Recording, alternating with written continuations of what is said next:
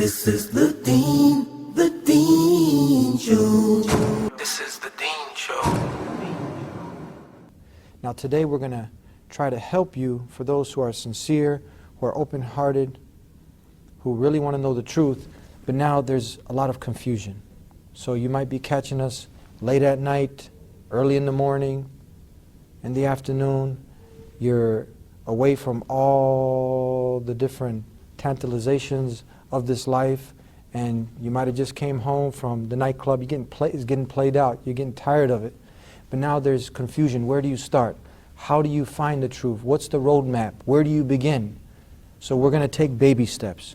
We're going to take simple steps. No matter what you did in the past, don't worry about it. There's still hope. You're not dead yet. When we come back, we're going to be giving you a formula on how to find the truth, live on the truth, and die on the truth when we come back here on the Deen Show. This is the Deen Show.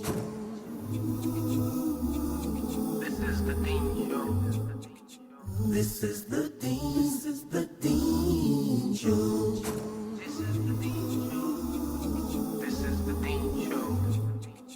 This is the Deen Show. This is the Deen Show. This is the Deen Show. This is the Deen Show. This is the Deen Show. This is the Deen Show. This is the Deen Show. This is the Deen Show. Assalamu alaikum, peace be unto you. Salam, Eddie. Thank you. You seem a bit quiet today, man. Today, we're going to get excited as we go along, but this is a very serious issue. We share because we care. We care about the people. We want the best for them. We certainly do. There's a lot of doubt that's created about us Muslims. Yeah, but the Prophet said, none of you truly believe until you love for others what you love for yourself. And the thing that every Muslim, every true believer loves the most, without any doubt, is Islam. Yes. A true believer would rather be thrown into the fire than to go back to that condition where they were without the guidance of Allah in their life. So that is how dear and how important, really in reality, Islam, it is life, Eddie. It's life on a totally different scale.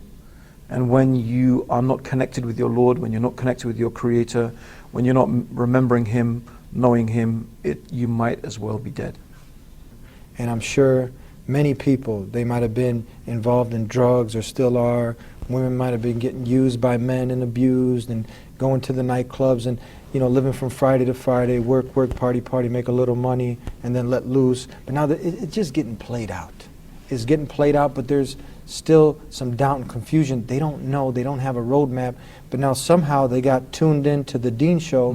Maybe a Muslim got them to sit down, and they're thinking serious. So where do they begin? This is the first step, but where do they go from here? We want to give them some encouragement and some kind of formula that after this show, they'll be excited to live a new life. I think, I think the question, where do they begin, depends on who the they is. It depends on who's out there. And people are so different. They're different in different ways. They're different emotionally, they're different intellectually, they're different spiritually. So, a question like that is a bit like, well, how long is a piece of string? Well, which piece of string is it you're talking about? It's easy if like we've talked about before. We talked about a specific example. Here's a character, he's like ABC. Yeah. What do we say to him? What have we got to say to him? But I think, you're talking about people coming. The question I really want to ask everyone out there. Please ask it. The people who have come back from nightclubs, the people who are playing it out, as you called it. I've never heard that expression before, coming from quaint old England. But but the question I want people to really ask themselves is, when you come back from a night on the town, you've been drinking, you've been boozing, you've been dancing, you've been hanging out with girls, guys, whatever. At the end of all of that, when you wake up the next morning or whatever it is, I want you to ask yourself, I want those people to ask themselves two simple questions. Number one, did you improve yourself as a human being? when you go out on the night, you go out on the town and you get drunk, would you say honestly, I'm a better human being because of that? Number two, did you contribute anything to the betterment of humanity? Because the reality is, Eddie, if you haven't improved yourself as a human being, and if you haven't contributed to the well-being of humanity, the amazing thing is that the most advanced studies in psychology about human happiness show that these are the two key factors in making people profoundly happy. I don't mean happy on a temporary scale where, yeah, man, I feel happy. I'm a bit stoned. I'm a bit wasted. I just had some nice sex or whatever, right? Yeah.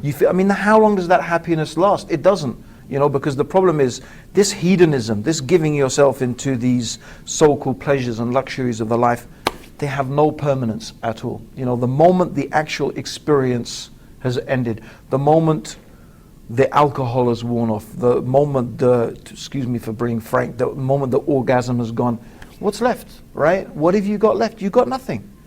And at the end of it, you don't feel I'm a better person. You don't feel humanity has improved because of what I've done.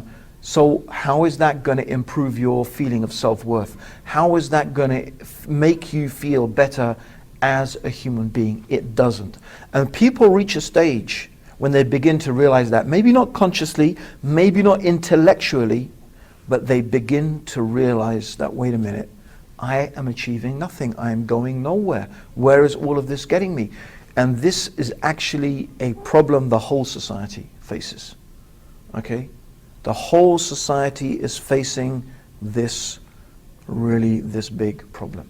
Now, the person who's listening, and usually all he watches is MTV, the reality shows, and he sees, let's say, Puff Daddy, and he sees him with all the glitz and glamour and all the women, and he's always smiling, having a good time, and now he feels like, you know what, I got a good voice, I can sing, I can make it, I can be up there and I'll be happy. So that's the only ambition he's got. But you know what? He sees us and he says, you know what, that seems boring what you're talking about. This is more exciting. It's where it's at. Well, you know what? Try it. Go, if that's how that person feels, go for it. You'll see how empty it is. You'll see how shallow it is. You see, there are some people who admit it to themselves, and there's some people who just keep fooling themselves. They just say, well, maybe I don't have enough women, maybe I don't have enough money, maybe I don't have enough drugs, right?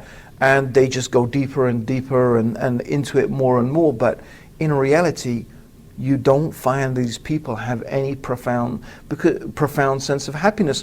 And the example, Eddie, the examples are too many of, whoever it may be, Elvis, Kurt Cobain. How many of these people, right? How many of these people were taking the question I ask is, if you're happy, why do you take drugs? Why do you take drugs? If you're happy, why are you taking drugs? Yeah. You take drugs because you're not happy. If you're happy, why do you need to surround yourself with all of these women? Because you're not happy, right? If you have to fill your mind with all this music, which really takes over your brain waves, that's what it does. It takes over your brain waves. It makes you think and behave and act in a different way. So if you're so happy, why are you doing those things? Because actually, in reality, these things are a sign that you are fundamentally unhappy. Do people confuse now because they think by doing this, at that moment, when you're dropping a pill of ecstasy or doing some coke, you get this high, you feel like, yeah, I'm on top of the world now. Yeah, but I'm feeling good. But is that peace or is that pleasure? How do you differentiate the two? Well, fun and happiness. I think I am talking really from a psychological point of view, but you see what you find when you begin to study Islam, when you begin to look into Islam, you will see, it'll become clear to you. If you study psychology and then you study the Quran and you study the example of the Prophet Muhammad, what you will see and what you will begin to realize is that the one who revealed this knowledge, the one who revealed this Quran, the one who taught this man Muhammad, is the one who knows exactly the needs and the requirements of the human being. Because he is the creator of the human mind. He's the creator of the human brain. He knows our psychology better than we know ourselves. And this is one of the remarkable things. One of the remarkable things about the Quran when you study it, and Islam when you live it. And this is what really we have to connect to. We have to connect to this understanding that the Quran is from God, that Muhammad is his messenger, and the answers to the problems in our life are there. Snorting cocaine, taking drugs, drinking alcohol, womanizing, these things are not solutions. They're not solutions. Let's take a break, and we'll come back more on the Deen Show. Go out and take the books. Put the books in front of you and read them. Read the Quran. Don't be afraid. The question is about whether Muslims are or not good citizens. The Constitution defines what a good citizen is. In the preamble it says, "We the people of the United States, in order to form a more perfect union, to establish justice, ensure domestic tranquility." To any Muslim that can say that is a good Muslim.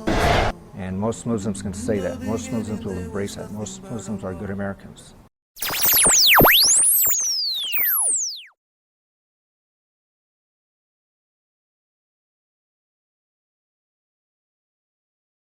Back on the Deen Show with Sheikh Abdur-Raheem Green, who was a former Christian, Buddhist, went to this ism, that ism, traveled all over looking for the truth, accepted Islam. His story is at thedeenshow.com. You can view that. He has his own personal section. He has his biography. But today we're trying to give some kind of blueprint for a person. We're trying to create some urgency for the person to take this seriously. And right now he might be even having a can of beer, a bottle of champagne. You got all sorts of things going on out there. But she's enjoying what we have to say. She's getting fed up of feeling like she's just getting used and abused by all the men. One man after another. She thinks she's found Mr. Romeo. Next thing's she's getting kicked out of another car. And this well, I mean, what do you expect? And you look at these you just turn on MTV, you look at these rappers, you look at these musicians, you look at these people with their string of women dancing around them like I don't know what. I mean, this is misogynistic. This is woman hating, right? This is treating women just like sex objects. And the sad thing is these women just behaving like they're just nothing more than just like, little bits of decoration for these men. I mean, it's really sad to see that.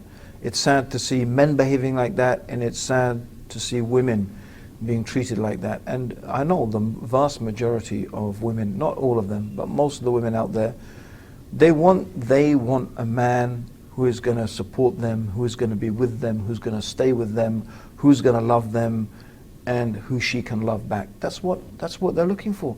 They're not looking for, to be, excuse my phrase, to be some bitch to some gangster, right?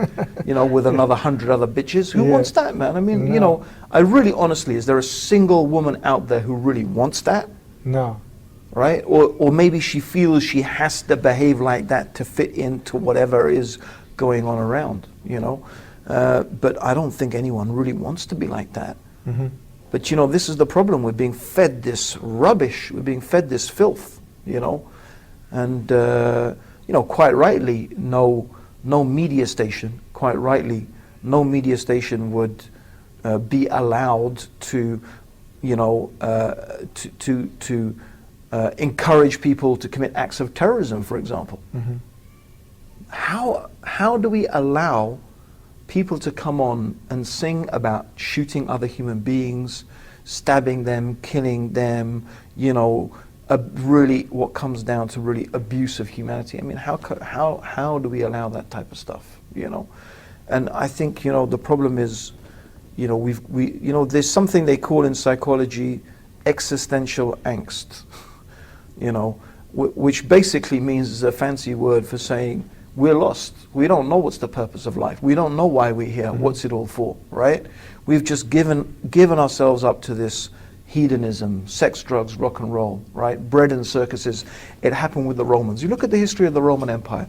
These people just surrendered themselves to like display after display of bloody gore, animals killing each other, gladiators, this and that. They were spending all their money. The whole of the resources of the empire were becoming consumed in just entertainment. And so what happened? Inevitably, a society like that is going to implode. It's going to disintegrate. And that's what's happening to our societies, you know. So where did the people go? We're not trying to sell them nothing, some magic formula, some magic powder, some magic water, you know, No, it's not. $5.99 or donate 100 and you get this and you get the Holy Spirit and you're all, you know, reformed. There's nothing like that. You know what it is, Ed? It's hard work, right? And this is the reality. But the thing is that hard work done in the right way is actually what makes us most happy. Hard work is what makes us happy. This instant gratification does not lead to happiness. Yes. Right? Because when you work hard to do something that is worthwhile, and you know it's worthwhile, then you feel profoundly happy and satisfied. When you work hard to achieve something that is going to benefit other human beings, it gives you a profound and real sense of happiness. And this is the key to happiness. The key to true happiness is, number one of the keys to true happiness is gratitude. Gratitude is a key to happiness.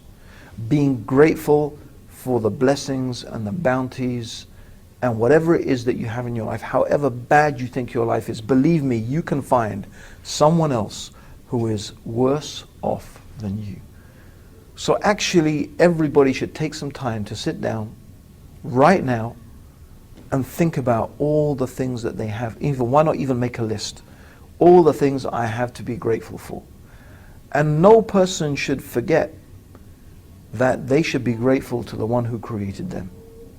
Because true gratitude, and the gratitude that is going to make you feel better, is one that is displayed. You know, if you should be grateful to your parents for whatever they've done for you. You should be grateful to your husband, to your wife, to your kids, to your mum, your dad, whoever it is, whatever, who has done something for you. Gratitude means recognizing the beautiful things and the blessings you've got in your life and thanking people. You know, thanking them for what they have given you. How then can you really be profoundly happy if the one who is most worthy of our thanks, the one who has given us everything, our Creator, we don't thank God? So gratitude for what we have got, recognizing the bounties that Allah has given us, is the number one key to profound and true happiness. Okay? The next key is doing things to help other people. If you ask most people, and this is all proven by psychological studies, this is not just, you know, you can check this stuff out, and this stuff is confirmed by studies, psychological studies that have been done. Most people, if you ask them, what's going to make you happy in life? You know, they'll say money, car, nice house. But the reality is that these things actually have been proven not to make people happy at all. Because what happens is, the moment you have your nice car, you enjoy it for 2 weeks, and then just played out now. Yeah, it just like gets boring, right? Yeah. So then you need something else, right? So what they found is that, in fact, in reality, things do not make people happy. What makes people happy is, number one, experiences. When people experience something profound, right? They go somewhere, they see something that affects them profoundly. They participate in an activity. They learn a new skill set. Maybe they join your club, right, and learn jiu-jitsu. Yeah. I mean, you know, that is the sort of thing that actually helps to make people profoundly happy. When they learn a new language, they study something they haven't studied before, right? And the other thing is helping others. Actually, it's been proven psychologically that the happiest people, and the time that people are happiest, is when they are actually involved in helping other human beings. So that's another key to happiness, is to help others. What, of course, we call in Islam giving charity. In fact, the Prophet Muhammad, may God's peace and blessings be upon him, said that on every single joint of your body, there is an act of charity that is due on every joint of your body. Whatever it is, 360 Yes. joints in your body, there is an act of charity that is due on it every day. Every day. And that doesn't just mean giving money. You know, charity can be, you know, encouraging the good, forbidding the evil, helping a person load up their car, helping, whatever smiling can be charity, So what can be charity is huge, but this whole mode of behavior where you altruistically, help others.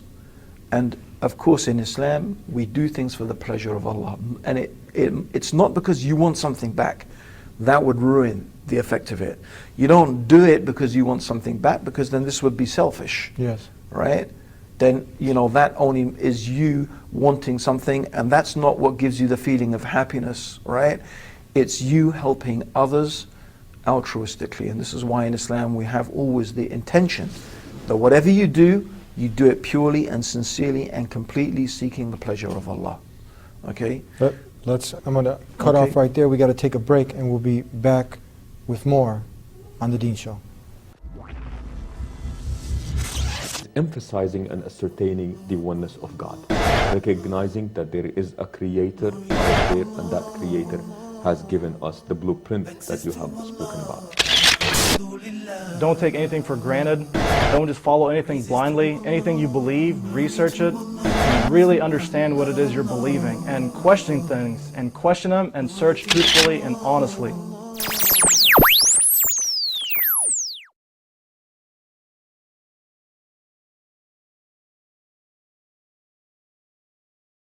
Back here on the Deen Show, and we are trying to hit it home, bring it home, and give that individual, we talked about doing good things, trying to stay away from, is it good to say, okay, you know what, that person says, you know what, okay, you got me, I'll do some good, and I'll go from drinking a 6-pack to, one beer, a day, but I'll just get drunk on the weekends. Where's the start? Where's the limit? Where do they go from here? Do they drop down?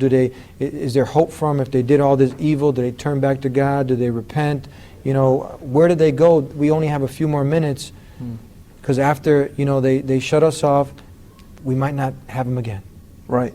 Well, I wanted to finish my point. So the final point, yes. The final third point is that if you want to be happy, behave like a happy person. Smile. Move yourself like a happy person. Smile and you will feel better.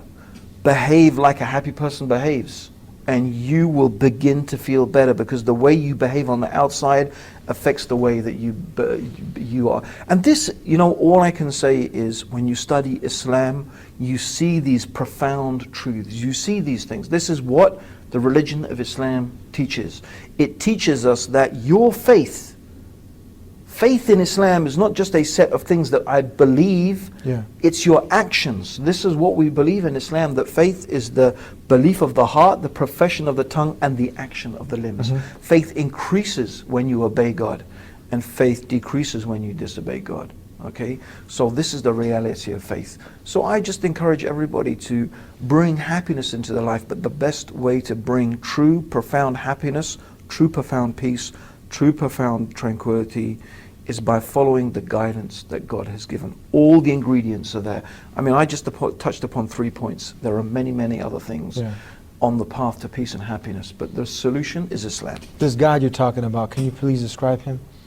He's the one God, the creator of the universe, the creator of the heavens and the earth, who sustains it and controls it, and we are all under his power and his control. Because also there, before we leave, some people got an idol in their room. They got a picture of someone in their room. They say, I'm God, you're God, we're all God. So which God are we talking about? God is not like any created thing. God is the creator of all things, and no one has created God.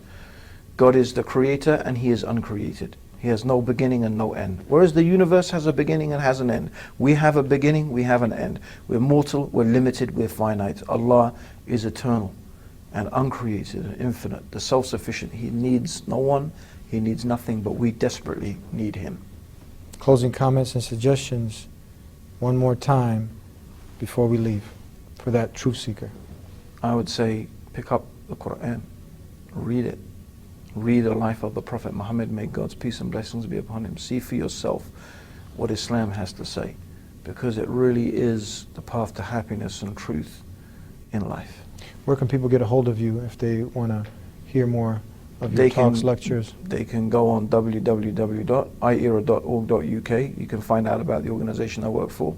Or just type in my name into YouTube. You can find lots of my lectures there. Great. Thank you. May God Thank you, Almighty, Daddy. Allah reward you. May Allah bless you. I mean, yeah, thank you. Salam. And thank you again for tuning into the Deen Show. And if you like what we had to say here, if you like, listen to Sheikh Abdur-Raheem Green. He has his own section there at thedeenshow.com. You can hear some more of his talks, some more of his shows that we've done with him. And we hope that you've sincerely gotten a benefit. And we hope that we get to see you again next time here on the Deen Show. Next week, same time, same channel. Until then, peace be unto you.